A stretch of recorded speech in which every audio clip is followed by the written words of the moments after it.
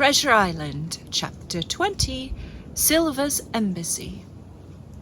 Sure enough, there were two men just outside the stockade, one of them waving a white cloth, the other no less a person than Silver himself, standing placidly by. It was still quite early, and the coldest morning that I think I ever was abroad in, a chill that pierced into the marrow. The sky was bright and cloudless overhead, and the tops of the trees shone rosily in the sun. But where Silver stood with his lieutenant, all was still in shadow, and they waded, knee-deep, in a low white vapor that had crawled during the night out of the morass. The chill and the vapor, taken together, told a poor tale of the island. It was plainly a damp, feverish, unhealthy spot. "Keep indoors, men," said the captain. 10 to 1, this is a trick. Then he hailed the buccaneer. "Who goes, stand, or we fire?" "Flag of truce!" cried Silver. The captain was in the porch, keeping himself carefully out of the way of the treacherous shot, should any be intended. He turned and spoke to us. "Doctor's watch, on the lookout. Dr. Livesey, take the north side, if you please. Jim, the east. Gray, west. The watch below. All hands to load muskets. Lively, men, and careful." And then he turned again to the mutineers. "And what do you want with your flag of truce?" he cried. This time it was the other man who replied. "Captain Silver, sir, to come on board and make terms," he shouted. "Captain Silver!" "Don't know him. Who's he?" cried the captain. And we could hear him adding to himself, "Captain, is it? My heart, and here's promotion." Long John answered for himself. "Me, sir. These poor lads have chosen me captain." I'm just going to pause for a second. I'm not sure whether Captain Silver had a Bristolian accent or not. So sometimes I might say him with a Bristolian accent, and others I might not. I hope it's okay. Either way. All right. Anyway, I will continue. "Me, sir. These poor lads have chosen me captain. After your desertion, sir," laying a particular emphasis upon the word desertion. "We are willing to submit if we can come to terms, and no bones about it. All I ask is your word, Captain Smollett, to let me safe and sound out of this here stockade, and 1 minute to get out a shot before a gun is fired." "My man," said Captain Smollett, "I have not the slightest desire to talk to you. If you wish to talk to me, you can come, that's all. If there's any treachery, it'll be on your side, and the Lord help you." "That's enough, Captain," shouted Long John cheerily. "A word from you's enough. I know a gentleman, and you may lay to that." We could see the man who carried the flag of truce attempting to hold Silver back. Nor was that wonderful, seeing how cavalier had been the captain's answer, but Silver laughed at him aloud and slapped him on the back as if the idea of alarm had been absurd. Then he advanced to the stockade, threw over his crutch, got a leg up, and with great vigor and skill succeeded in surmounting the fence and dropping safely to the other side. I will confess that I was far too much taken up with what was going on to be of the slightest use as sentry. Indeed, I had already deserted my eastern loophole and crept up behind the captain, who had now seated himself on the threshold, with his elbows on his knees, his head in his hands, and his eyes fixed on the water as it bubbled out of the old iron kettle in the sand. He was whistling, "Come, lassies and lads."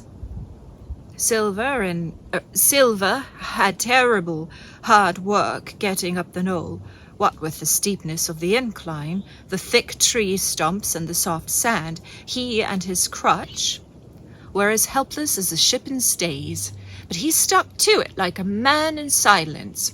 and at last arrived before the captain, whom he saluted in the handsomest style. He was tricked out of his best, an immense blue coat, thick with brass buttons, hung as low as to his knees, and a fine laced hat that was set upon the back of his head. "Here you are, my man," said the captain, raising his head. "You'd better sit down." "You ain't a-going to let me inside, Captain?" complained Long John. "It's a main cold morning, to be sure, sir, to sit outside upon the sand." "Why, Silver," said the captain, "if you had pleased to be an honest man, you might have been sitting in your galley.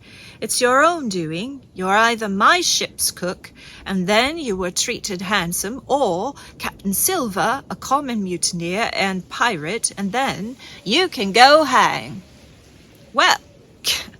Well, Captain," returned the sea cook, sitting down as he was bidden on the sand. "You'll have to give me a hand up again, that's all. A sweet, pretty place you have of it here. Ah, there's Jim. The top of the morning to you, Jim. Doctor, here's my service. Why, there you all are together like a happy family in a manner of speaking." "If you have anything to say, my man, better say it," said the captain. "Right you were, Captain Smollett," replied Silver. "Duty is duty, to be sure.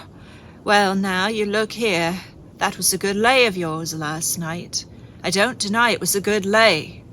Some of you pretty handy with a handspike end. And I'll not deny neither but what some of my people was shook. Maybe all was shook. Maybe I was shook myself. Maybe that's why I'm here for terms. But you mark me, Captain. It won't do twice, by thunder. We'll have to do sentry go and ease off a point or so on the rum. Maybe you think we were all in a sheet in the wind's eye, but I'll tell you, I was sober. I was only dog-tired, and if I awoke a second sooner, I'd have caught you in the act, I would. He wasn't dead when I got round to him, not he." "Well," says Captain Smollett, as cool as can be. All that Silver said was a riddle to him, but you would never have guessed it from his tone. As for me, I began to have an inkling. Ben Gunn's last words came back to my mind. I began to suppose that he had paid the buccaneers a visit while they all lay drunk together round their fire, and I reckoned up with glee that we had only 14 enemies to deal with. "Well, here it is," said Silver. "We want that treasure, and we'll have it. That's our point. You would just as soon save your lives, I reckon, and that's yours. You'll have a chart, haven't you?" "That's as may be," replied the captain. "Oh, well, you have, I know that," returned Long John. "You needn't be so husky with a man. There ain't a particle of service in that, and you may lay to it. What I mean is, we want your chart. Now, I never meant you no harm myself." "That won't do with me, my man," interrupted the captain. "We know exactly what you meant to do, and we don't care for now, you see. You can't do it." The captain looked at him calmly and proceeded to fill a pipe. "If Abe Gray," Silver broke out. "Avast there!" cried Mr. Smollett. "Gray told me nothing, and I asked him nothing, and what's more, I would see you and him and this whole island blown clean out of the water into blazes first. So there's my mind for you, my man, on that." This little whiff of temper seemed to cool Silver down. He had been growing nettled before, but now he pulled himself together. "Like enough," said he. "I would set no limits to what gentlemen might consider shipshape, or might not, as the case were. And seeing as how you are about to take a pipe, Captain, I'll make so free as do likewise." And he filled the pipe and lighted it, and the two men sat silently smoking for quite a while, now looking at each other in the face, now stopping their tobacco, now leaning forward to spit. It was as good as the play to see them. Now, resumed Silver, here it is. You give us the chart to get the treasure by, and drop shooting poor seamen and stoving of their heads in while asleep. You do that, and we'll offer you a choice. Either you come aboard along of us, once the treasure shipped, and then I'll give you my affidavy word upon our honour to clap you somewhere safe ashore. Or, if that ain't to your fancy, some of my hands being rough and having old scores on account of hazing, then you can stay here, you can.